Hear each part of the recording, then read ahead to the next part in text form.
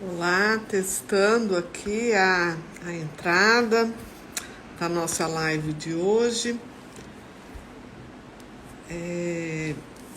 Aguardando aqui a doutora Umbelina entrar para que a gente possa começar aqui o nosso diálogo de hoje, né? Retornando aqui, retomando as ações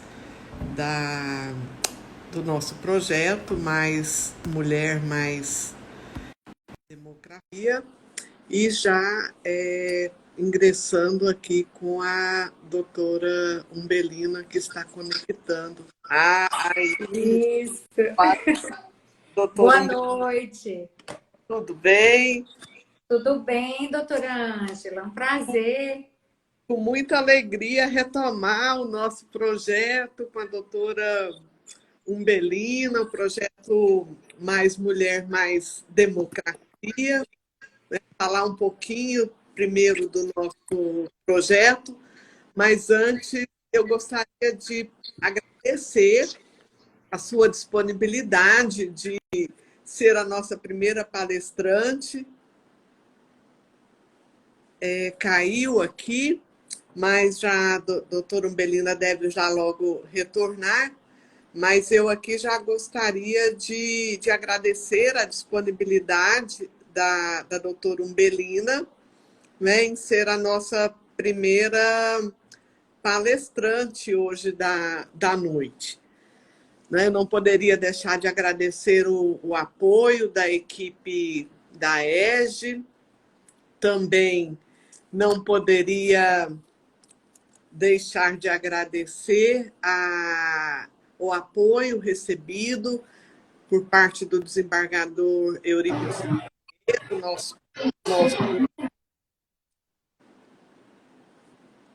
nosso presidente. Caiu de novo aqui a conexão da doutora Umbelina, mas eu vou me ater aqui a essa primeira parte, que são esses agradecimentos, falar um pouquinho do projeto, antes do nosso debate propriamente dito. Então, agradecer realmente ao desembargador Eurípides Lamounier, que tem apoiado o projeto desde a sua criação aí em abril de 2019. 2019 nos foi possível realizar várias ações em Palmas, precisamente 2 em Palmas, uma em Araguaína e uma em Gurupi.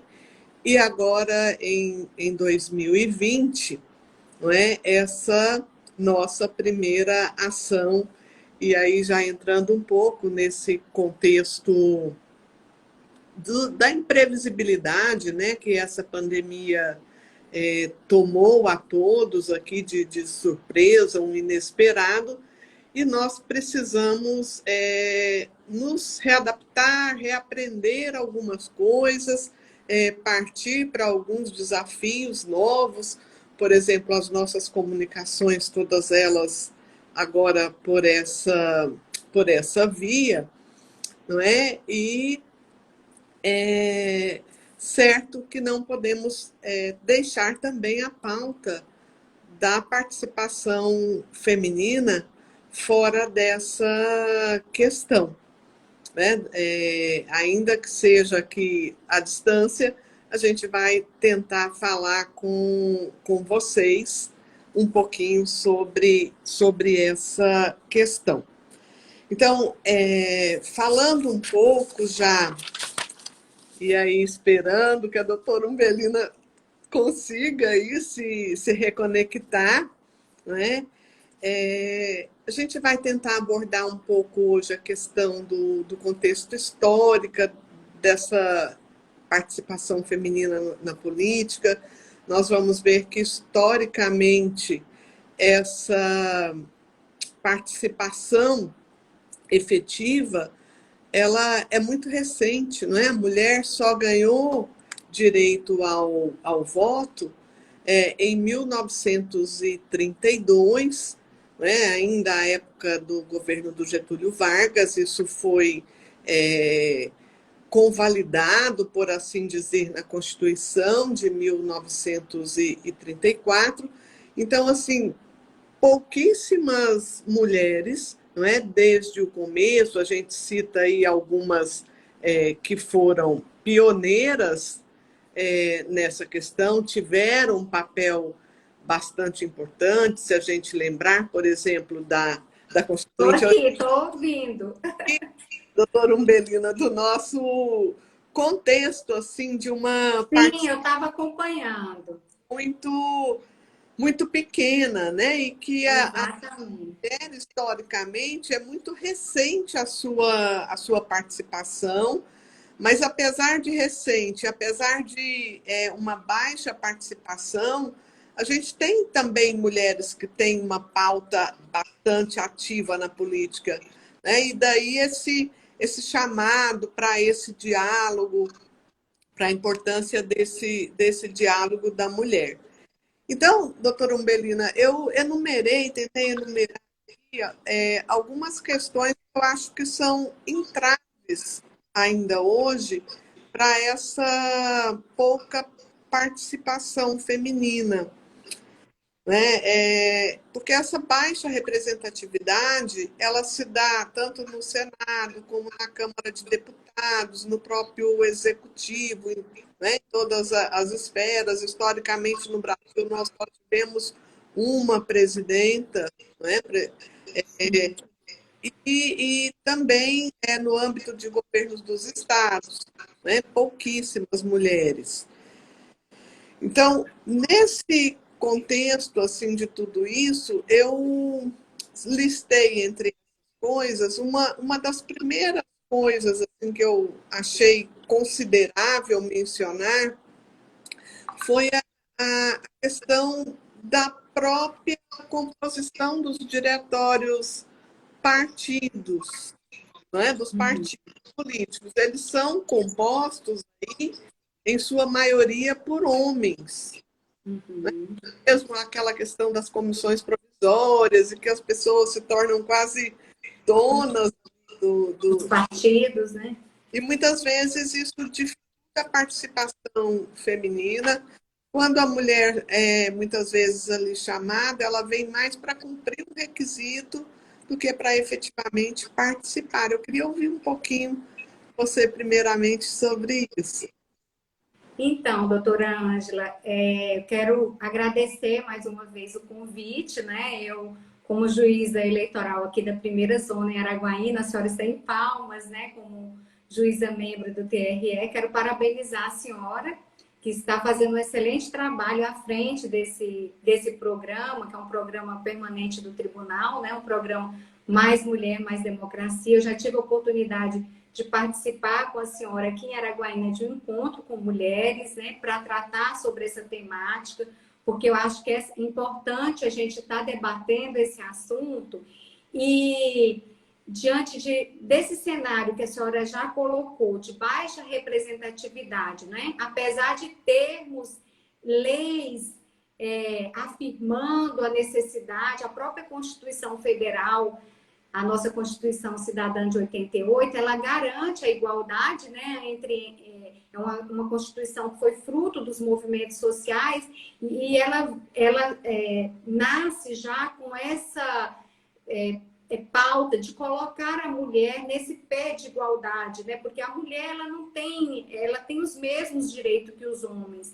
E depois da Constituição, nós tivemos várias leis editadas confirmando, né, até por conta da nossa tradição positivista, então nós temos leis, a lei dos partidos políticos, a lei das eleições, né, a lei 9.504, que garante à mulher a participação, mas mesmo assim nós ainda temos uma participação acanhada, né? Eu fiz um levantamento a propósito do tema.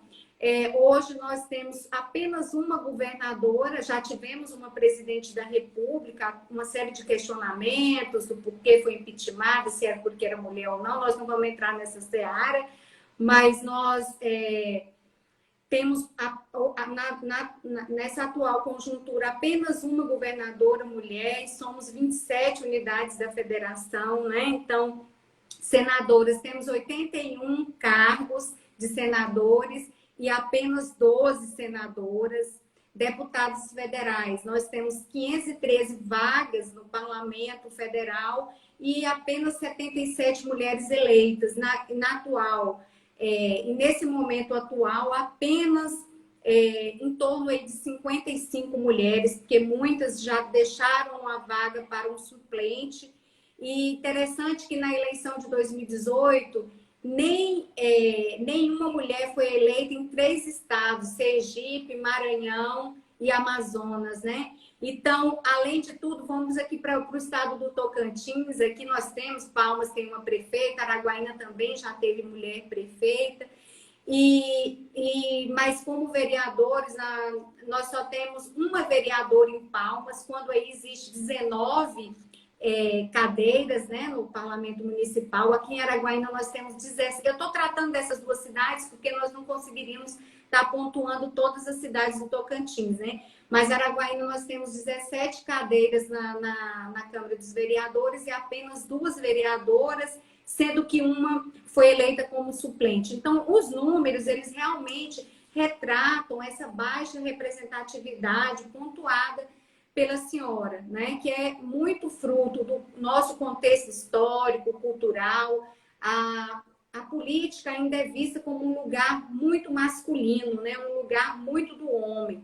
E nos diretórios dos partidos, nós vemos isso se retratar também. Esse é a composição dos diretórios, das direções dos partidos, elas são reflexo, né, da nossa sociedade. As mulheres ainda têm muita dificuldade também no mercado de trabalho, e isso é retratado. Agora, é fato que nós temos que fazer esse esforço, e a escola, eu vejo que faz esse esforço, a Escola Judiciária Eleitoral, de estar proporcionando esse programa, né, Mais Mulher, Mais Democracia, um programa de educação, porque passa pela educação, né, uma mudança de mentalidade para que o homem também compreenda que a mulher precisa, não simplesmente porque a Constituição assim assegurou, é porque para legitimar todo o processo democrático, porque se a mulher está ali participando dos debates, a mulher ela, com a sua visão, ela vai contribuir e o processo, a gestão do Estado, os interesses da sociedade vão ser melhor atendidos por conta de estar sendo observado todas essas questões, né? Então, não é colocar não é uma briga, um antagonismo, né, entre homem e mulher, mas é claro que a gente leva tempo, tanto que não adianta, o próprio fato de ter sido editadas leis não foi suficiente, né, para corrigir, mas se nós não tivéssemos essas leis, seria muito pior. E ainda temos outros problemas, como candidatura laranja, dentre outros mais. Mas eu acredito que a mulher participando mais ativamente, nós já temos um aumento significativo de filiações partidárias, as mulheres participando dos diretórios, mas ainda de uma forma muito acanhada. Elas precisam efetivamente se envolverem em todo, porque nós somos seres políticos, né? Mas por conta da nossa cultura e da nossa história, nós fomos forjadas, né? As mulheres, especialmente as brasileiras, e o Brasil ele figura no ranking mundial, numa posição. Eu também tive o cuidado, né, de estar fazendo uma análise sobre essa questão, porque um estudo da ONU, por exemplo, constatou que o Brasil ele é um dos piores países no que diz respeito à representatividade da mulher na política, né?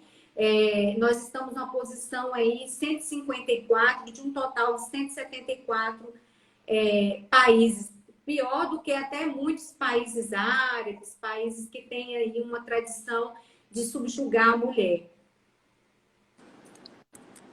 Mas é isso, com relação a esse ponto.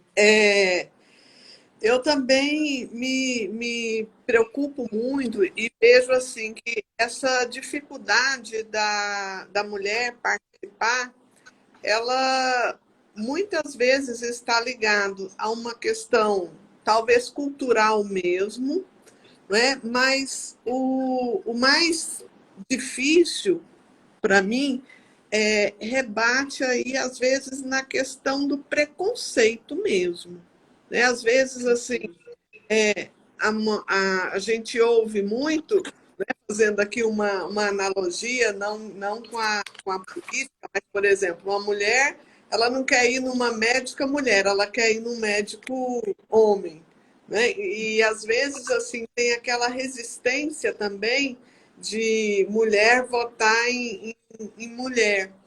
Então, eu acho que isso passa um pouco por essa cultura, por esse muro que é um preconceito, por assim dizer, e não só a questão de mulher não votar em mulher, que acho que isso aí é uma coisa que a gente precisa superar essa mentalidade.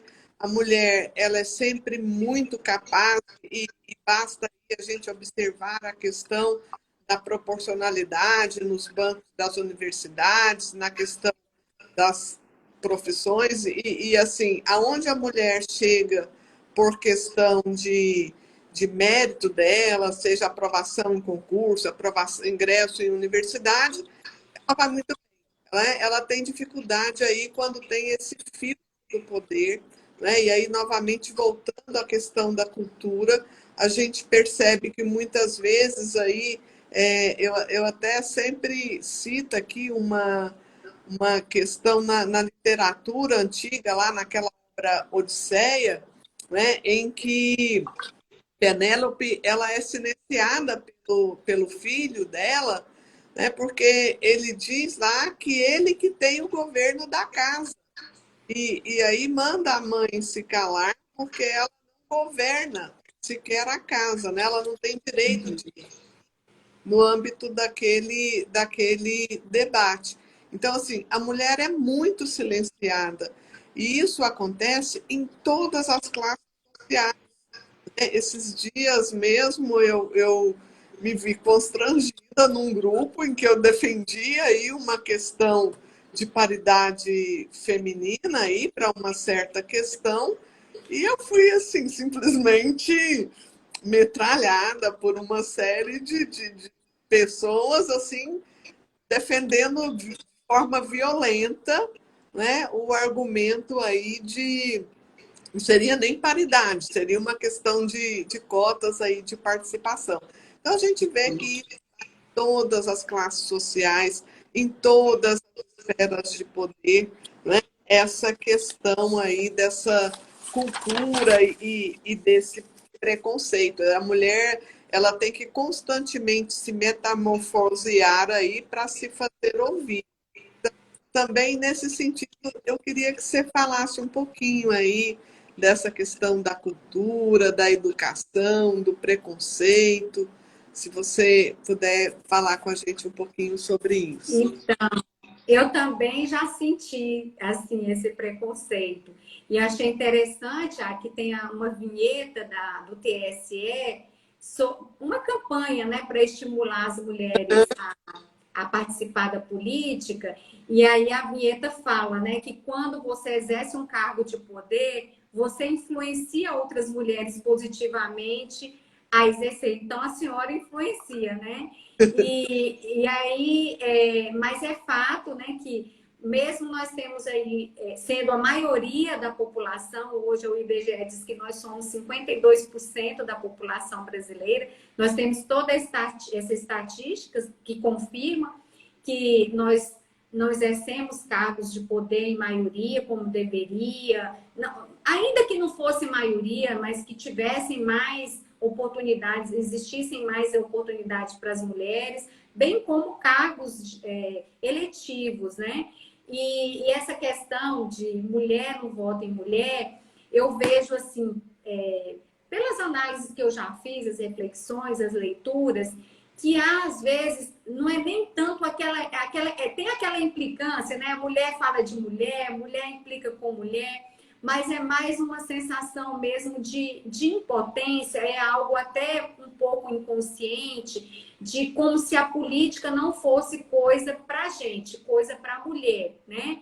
E tem muito isso, e por isso eu fiz um link com essa vinheta, essa propaganda do TSE, porque às vezes a mulher pensa assim, se eu não posso exercer esse cargo, ela não se vê capaz de governar um estado, de governar, de administrar uma cidade, ou de exercer uma função de parlamentar. Então, ela diz assim, mas se eu não sou capaz, por que que ela seria? Né? Então, por isso passa por esse processo de mudança de mentalidade, fazer a mulher acreditar que ela é tão capaz quanto ao homem, né? Que ela vai contribuir, que ela vai, junto com o homem, encontrar as melhores soluções para os problemas sociais, para os problemas, aqueles problemas que o Estado tem mesmo que se preocupar, né? Saúde, segurança, educação, tantos outros mais. Agora mesmo, nessa fase de pandemia aí do coronavírus, eu tenho visto alguns comentários nas redes sociais que tem até me alegrado, porque tem algumas estatísticas, diz assim, que nos países governados por mulheres, alguns países pelo menos, o combate tem sido mais efetivo. Então, eu tenho visto pessoas gabaritadas atestarem isso, né? Como é o caso lá da Alemanha, com a Angela Merkel, também temos o caso da Nova Zelândia, com a primeira-ministra mulher, dentre outros, né? Então, a gente tem que considerar que a mulher vai entrar na política para contribuir, né? Então, na medida que essas ações de conscientização forem acontecendo e a mulher for ficando mais realmente ela conhecedora da importância do papel dela e que ela é capaz, ela acreditar que ela é capaz, sim,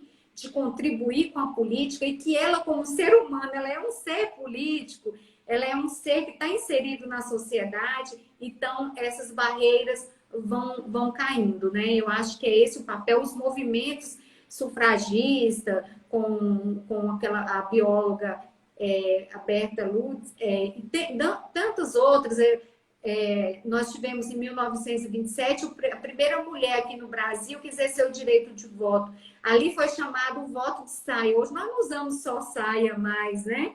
Então, hoje nós já temos a liberdade de usar. A mulher pode estar no lugar que ela escolher estar, exercendo a profissão que ela quiser escolher, ela pode estar participando do processo eleitoral e ela deve participar. Né? E aí a lei fala em 30%, pelo menos, né, das vagas, mas pode ser muito mais do que os 30%, tanto que a ONU tem aquela campanha Agenda 2030, né? Para que até 2030, olha que nós só temos 10 anos para esse desafio, o desafio 50-50, né? Um sonho das mulheres até 2030 terem garantido pelo menos 50% das cadeiras dos parlamentos no mundo, né? E nós temos alguns projetos de lei aqui no Brasil nesse sentido, mas há todo um movimento e a gente tem que fazer coro a esses movimentos, porque a estatística ela não é boa e os reflexos disso é que a democracia ela é prejudicada com essa realidade da subrepresentatividade da mulher, né? Então, assim, eu vejo que é algo que tem já mudado, a mulher começou a despertar, mas a gente tem que continuar trabalhando para que essa conscientização ela seja permanente, isso nas escolas, né, e nas universidades. Eu acho que perdemos aqui a conexão, né? Mas até continuando nesse raciocínio, né? A gente vê como está ligada aí essa questão da cultura, da necessidade da educação e da conscientização desde meninas mesmo. Daí a importância, no caso aí da participação feminina, é exatamente o ODS 5, né? Como a doutora Umbelina vinha falando, que é o nosso compromisso, o Brasil é signatário de até 2030, né? Conseguir alcançar aquelas metas lá estabelecidas, adaptadas à realidade brasileira, para fazer aí a questão da igualdade de gênero. né? E a gente vê que essa questão ela também está muito ligada com um próprio mito que eu estou falando aqui, Cai relembrando para a senhora, mas não cai para mim, não. Eu estou acompanhando. e como que isso tudo tá ligado assim a duas questões que eu acho que elas são cruciais, porque quando a gente fala em candidatura feminina, automaticamente vem aquela lembrança, não é, de candidaturas laranjas e às vezes até a gente enfrenta na prática lá análise de casos que não são candidaturas laranja, mas parece que já vem ali com aquela pecha daquele caso ser um caso laranja, embora seja realmente ali de frequência. Então, sem particularizar nenhum caso, né, a gente fica muito triste de ver essa generalização em relação a isso. E a gente vê que as decisões, né, por parte do TSE, elas têm sido aí decisões mais rígidas. Quer falar um pouquinho sobre isso? Então, além de todas essas dificuldades, né, doutora Ângela, que nós temos, é, que nós já ressaltamos aqui. A senhora está me ouvindo? Está ouvindo, né? Porque como já caiu algumas vezes, então. Lindo. Mas muito bom, né? A gente está aqui debatendo, a senhora em Palmas, eu e Araguaína, e nós ainda nós estamos podendo compartilhar com outras pessoas, né? E está estimulando aí esse debate.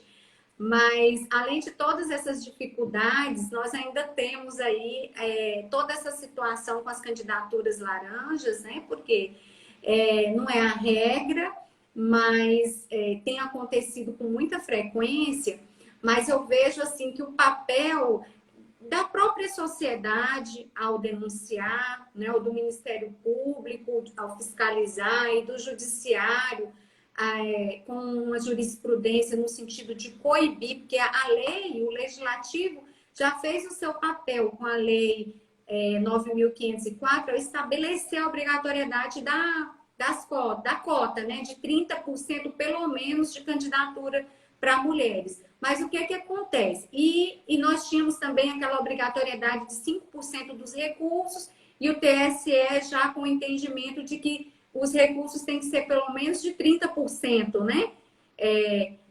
Por uma questão mesmo de reconhecer, já que nós vamos ter 30% de candidato, pelo menos que os recursos também sejam no mesmo montante.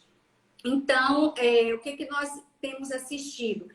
Que, infelizmente, mesmo com fiscalização, ainda acontece por conta mesmo dessa questão cultural, e os partidos, eles, via de regras, nos seus diretórios, eles têm um número maior de homens, e os homens, às vezes, eles correm atrás ali para formar as chapas, e colocam as mulheres ali apenas como para cumprir tabela, né? Como se fala. E aí o que isso acarreta? Acarreta é uma fraude, né? Que nós não podemos aceitar. O Poder Judiciário, como a senhora disse, está atento.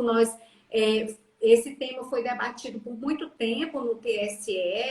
Em 2016, esse tema foi levado, uma situação de uma zona eleitoral em Valença, no Piauí, uma colega de lá, Keila Ranieri, ela, numa decisão assim muito inovadora, ela reconheceu e ali tanto que o TSE depois confirmou, foi por maioria, mas foi confirmado o entendimento dela, e toda uma coligação, até acho que foram 2 coligações, foi prejudicada. Então, não só no caso da Justiça Eleitoral reconhecer uma candidatura laranja, não só aquelas mulheres que emprestaram o seu nome, que às vezes nem sabem, apenas assinam a autorização que estão ali para pleitear um cargo político, que vão perder eventualmente se eleito, mas toda a coligação pode ser prejudicada. Então, eu acho que isso esse entendimento da Justiça Eleitoral, ele vem contribuir vem coibir, né, essa postura. É claro, vai ficar mais difícil para os partidos, porque os partidos agora vão...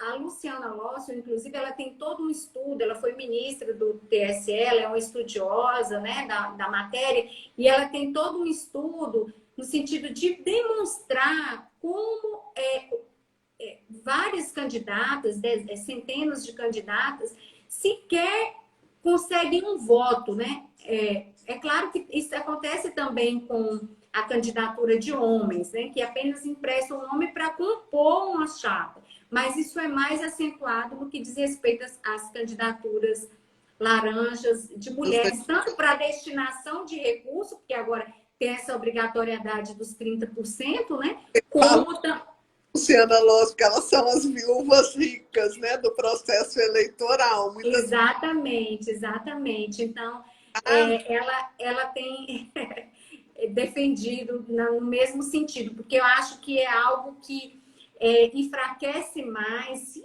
a representatividade ela é baixa, quanto mais se contarmos com candidaturas laranjas. Então, há necessidade de uma conscientização de todos. E por isso o homem também tem que ser chamado, né, para o debate, para que haja essa consciência da importância da mulher, que nós temos mulheres capacitadas para exercer, para contribuir aí na construção aí da nossa democracia. Eu costumo dizer assim, que ninguém mais adequado do que a mulher na política para construir agendas que atendam às questões femininas. Né? E se a gente for pensar, por exemplo, né, a importância das minorias também ali participar, a importância, né, de levar, eu gosto muito desse do TRE que trata da inclusão sociopolítica dos povos indígenas, com a importância de trazer a mulher indígena para esse debate, né, integrar aí essas agendas de interesses. Contemplando as diversidades, né? Porque são olhares diferentes que vão contribuir. Né? Bom, eu ressalto aqui um trechinho pequenininho, né, de uma decisão do ministro Henrique Neves, à época, 2013. Né? E ele fala que as regras aplicáveis aos pleitos eleitorais, elas têm sido aperfeiçoadas para incentivar essa participação feminina, porque ele confronta, né? Nós temos aí uma minoria nos salões parlamentares, mas, na verdade, nós temos uma maioria de eleitoras. Né? Então, ele ressalta assim, essa questão da nossa legislação, dessa evolução. Então, em relação a isso, nós podemos falar da questão das cotas mesmo, né? Inicialmente, lá atrás, na lei, quando previstas, eram 20%, caminhou para 30%, a gente ouve prós e contras, a dificuldade de compor. Eu creio que esse ano o desafio ele está posto, né? Essa questão do coronavírus não tem como não influir um pouco aí esse período da pré-campanha, talvez fique um pouco aí esvaziado. Então, eu acho que cabe aí a essas instituições sem fins lucrativos, né, a promover esse debate, essa conscientização, para quando chegar o momento de efetivar a candidatura, a mulher já ter esse processo internalizado, né, de vontade de participar, de querer participar. O que você acha um pouco dessa evolução da nossa legislação, doutora? Não, sem dúvida. E assim, apesar de terem sido editadas as leis, né, no sentido de assegurar a maior participação e assegurar as cotas, o quadro de hoje, os números que eu tratei aqui logo no início da minha fala, é parecido ainda com a década de 40, né? Pouca coisa mudou, né? E aí eu peço licença para falar um desabafo assim, de uma deputada, eu não vou falar o nome, mas ela mencionou isso ela já no 4º mandato de parlamentar, ela mencionou isso em um encontro, que não é fácil no dia a dia da política ser mulher, né? Nós lutamos, ela diz, para ter espaços de oportunidades, igualdade nos espaços de poder e no dia a dia na sociedade. Então, não é fácil. E esse processo ele tem que ser construído ao longo do tempo. Não pode ser só no ano de eleição, né? Não pode ser só ali nas vésperas do registro de candidatura, porque se não for alterado o calendário eleitoral, em razão dessa pandemia que nós estamos atravessando, nós vamos ter eleição esse ano, ao primeiro turno, no dia 4 de outubro. E o prazo para as filiações partidárias já foi encerrado em abril, se não for reaberto, né? Hoje é o nosso último dia para alistamento e para qualquer alteração no cadastro eleitoral. E aí, logo em junho e julho, nós temos ali o período das convenções com registro de candidatura em agosto. Tudo indica que a eleição vai acontecer esse ano, né? A sinalização, ainda que a situação se agrave com a pandemia, mas o que o ministro Barroso, que vai ser o próximo presidente do TSE, o que ele tem sinalizado é que o desejo dele, é claro que o Congresso Nacional é que vai decidir, mas é que a eleição aconteça esse ano, né? Se não acontecer em outubro, que aconteça em novembro ou mais tardar em dezembro. Então, é importante que as mulheres, elas já comecem a participar das reuniões, ainda que virtuais, né? Porque esse ano as reuniões presenciais, elas estão, de certa forma, prejudicadas, mas, doutora, eu entendo que é algo a ser construído mesmo ao longo do tempo, com educação, com a conscientização, os homens, né, respeitando os direitos das mulheres, entendendo que há necessidade dessa pluralidade.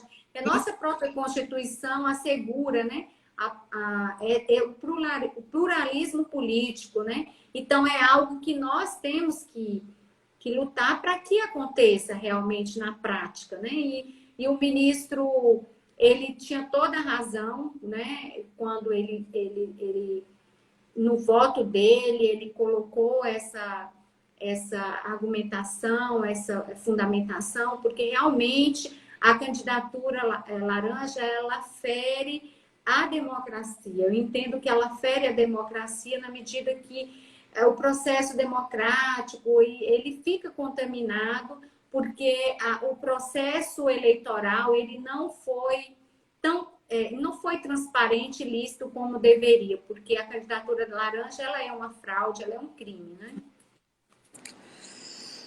Bom, também, doutora Umbelino, nesse cenário que a gente chama tanto a questão da mulher a participar, né? Eu creio que também seria muito importante, né,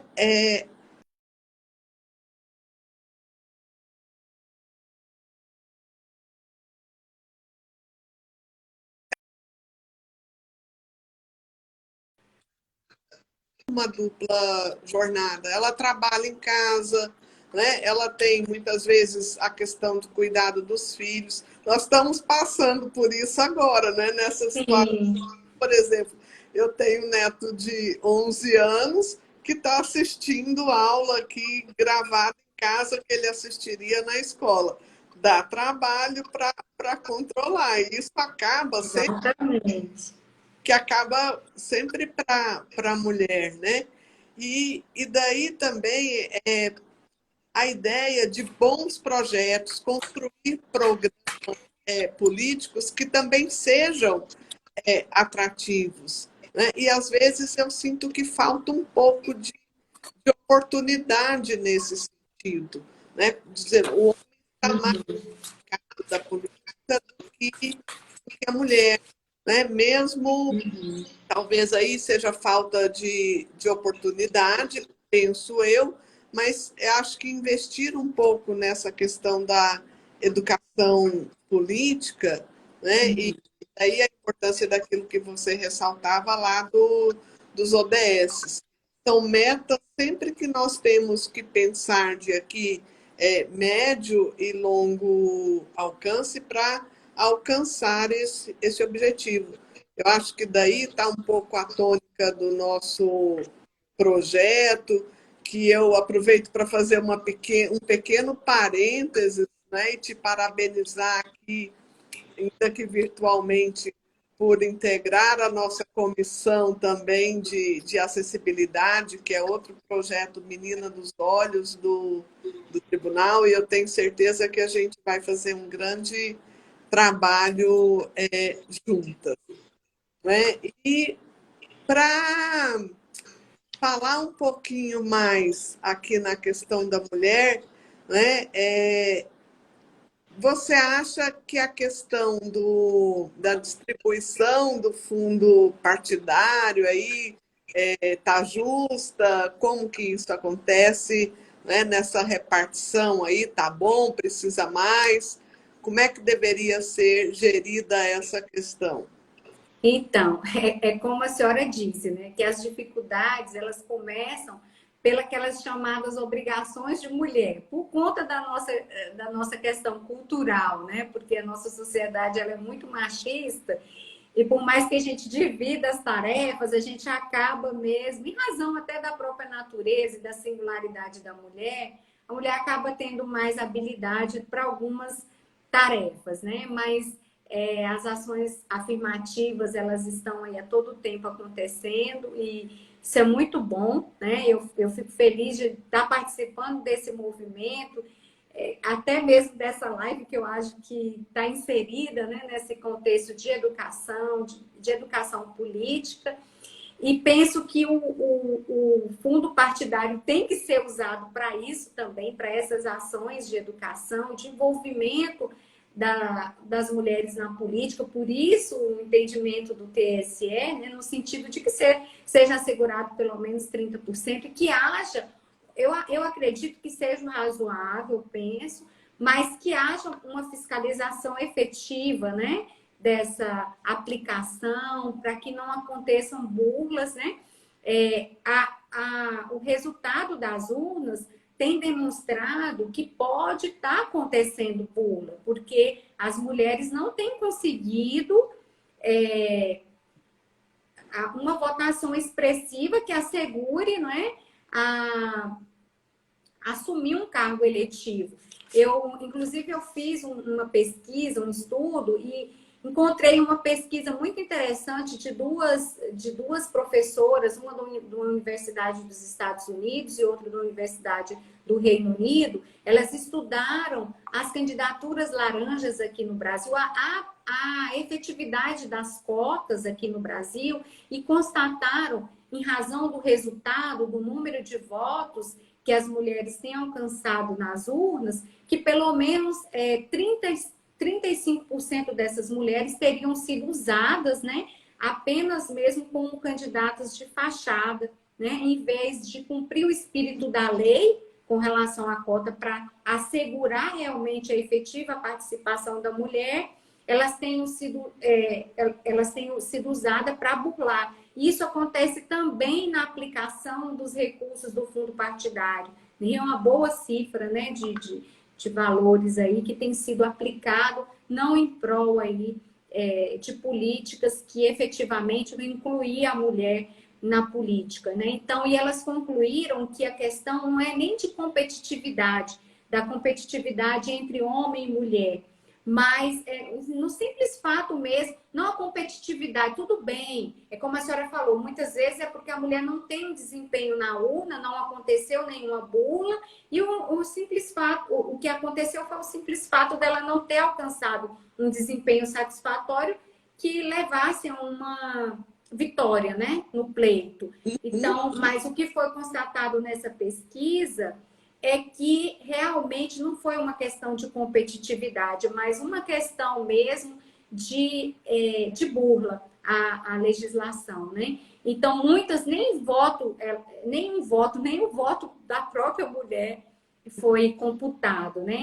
Então, a Justiça Eleitoral tem sido firme na exigência à observância das cotas, e eu penso que a atenção às fraudes ela deve ser algo que deve continuar, né? E os partidos eles devem incentivar a formação de líderes mulheres para que no momento de registrar, da convenção, de registrar as candidaturas, já tenham essas mulheres preparadas para concorrer aos cargos, né? E a sociedade também tem um papel importante em cobrar, em estar atento.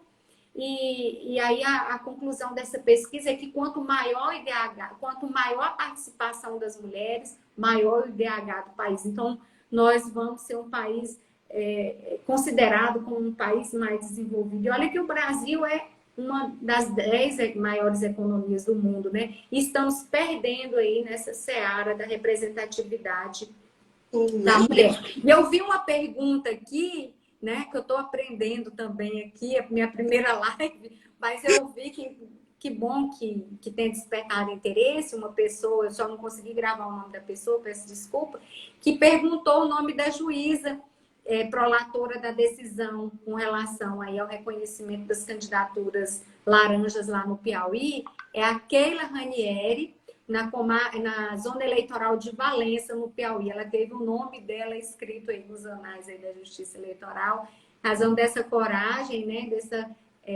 decisão que foi confirmada aí pelo Tribunal Superior Eleitoral. Mas é isso.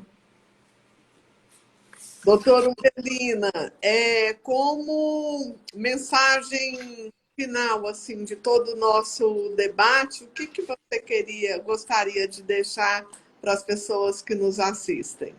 Então, eu gostaria de deixar assim, uma mensagem de que política é um lugar para todas nós, né? Para todas as mulheres. É claro que a senhora, eu como juiz eleitoral, e a senhora como juíza membro do TRE, nós temos aí um impedimento, né?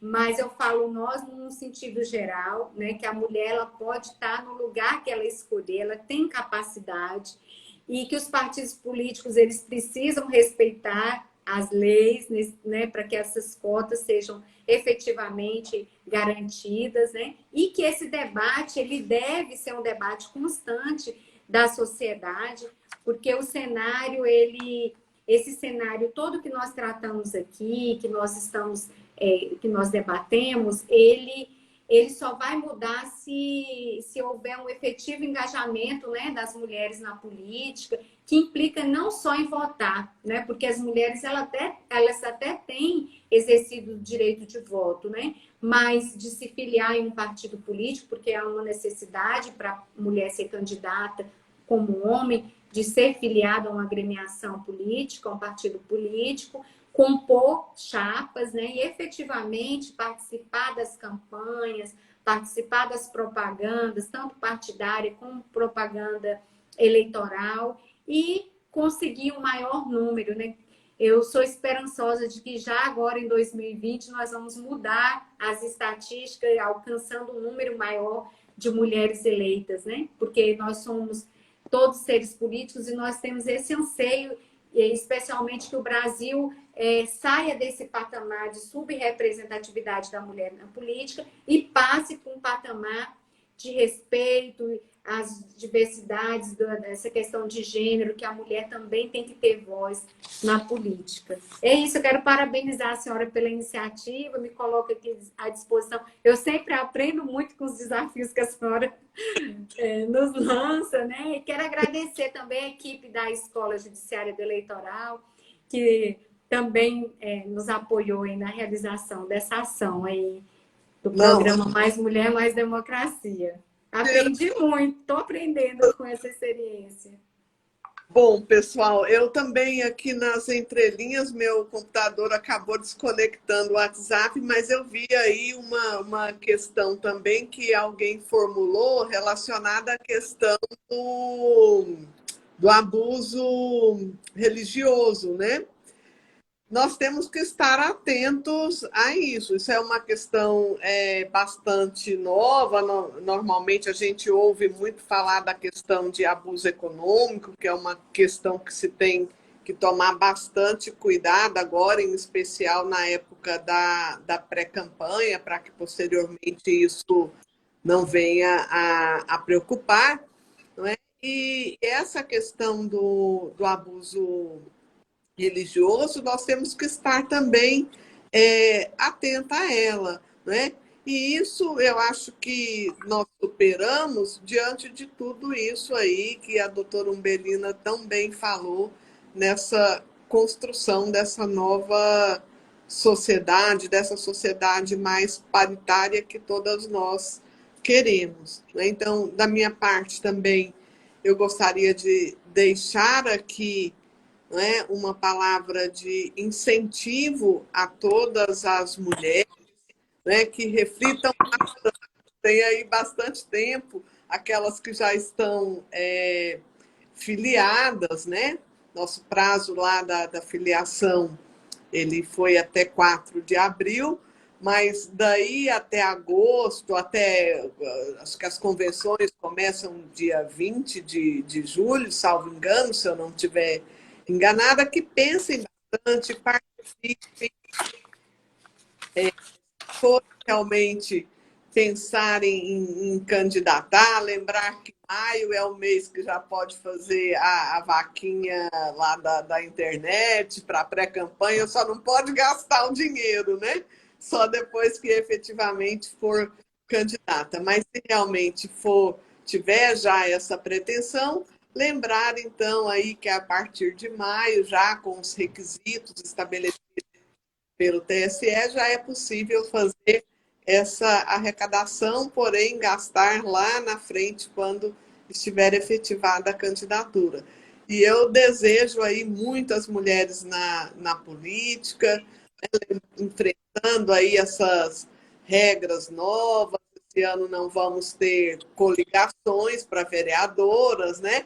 Mas é saber aí que a mulher é forte, ela pode e ela deve participar, né? Porque na verdade, o problema da baixa representatividade ele não é propriamente da mulher, ele é mais da democracia, né? Um problema de democracia. Então a gente não vai ter uma sociedade democrática se a gente não tiver essa participação efetiva da mulher.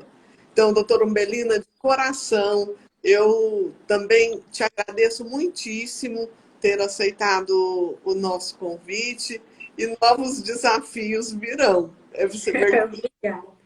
Obrigada, então, viu? Tchau, Tchau, foi um prazer. tchau. Beijo.